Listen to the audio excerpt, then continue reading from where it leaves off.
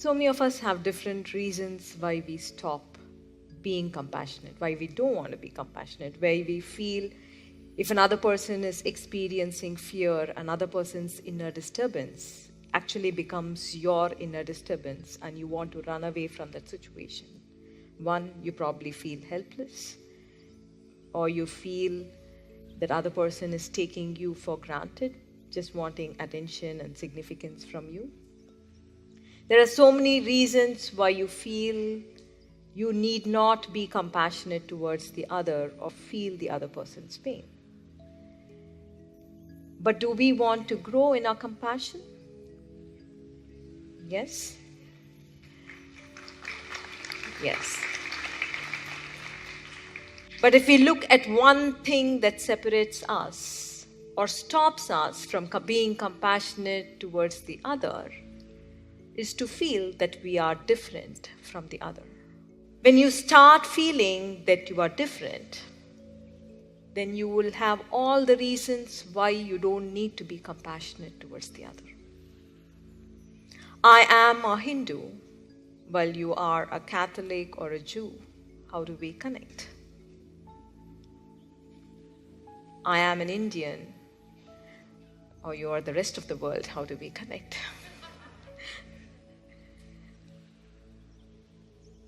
I am very spiritual, or the other is not very spiritual. How do we connect? I am very evolved. The other is not very evolved. How do we connect? Or I am awakened, and the other is not awakened. How do we connect? We hold on to our superficial differences as much as possible, so that we are able to stop ourselves from connecting to another. I am an adventurer, the other prefers solitude. How do we connect? I like to be with people, the other person likes to be in solitude. How do we connect? So we look at the differences and we hold on to the differences very strongly so that we can stop ourselves from connecting to the other. As Isha said, I am spiritually evolved. The other person is still wallowing in suffering. Why should I connect? But once this virus of feeling separate, this virus of feeling that you are superior takes control of you, then you enter into a place of judgment. Once you feel you are separate, once you feel you are superior to the other, then you begin to judge another. And from that space of judgment, your actions would be divisive. Your actions would only create further suffering. It would not help another person move away from suffering. So your separation-driven consciousness, which is at the basis of your thinking, your separation-driven mind, makes you feel separate, makes you feel superior, and also makes you judge another, strengthening your separation-driven consciousness, separation-driven mind. And that from that place of feeling separate, you actually perform actions that cause further division in the world around you. We might believe that this separation-driven consciousness is only seen in individual conflict. But if we actually open our eyes of wisdom and see very clearly, this separation-driven mind is responsible for all the war and all the suffering that we see around us. This separation-driven mind is responsible for all the pain that we see around us.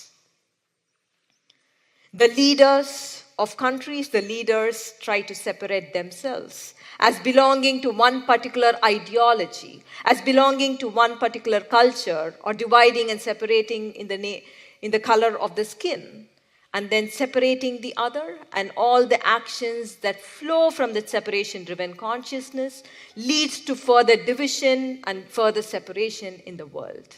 It is this same separation-driven consciousness that is underlying all religious and communal conflict. We hold on to be belonging to one separate God, one separate scripture, or one separate idea of heaven. And then, because you feel separate, you feel your God is superior to other gods, and there is conflict. You feel your scripture is superior to other scriptures, and there is conflict. Or your idea of heaven is more superior to the other's idea of heaven.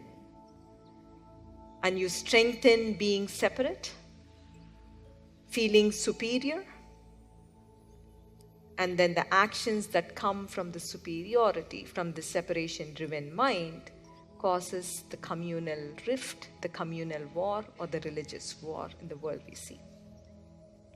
At an individual level, at an organization level, at the level of the family, we see the separation-driven thinking or the separation-driven mind. It could be overt or covert.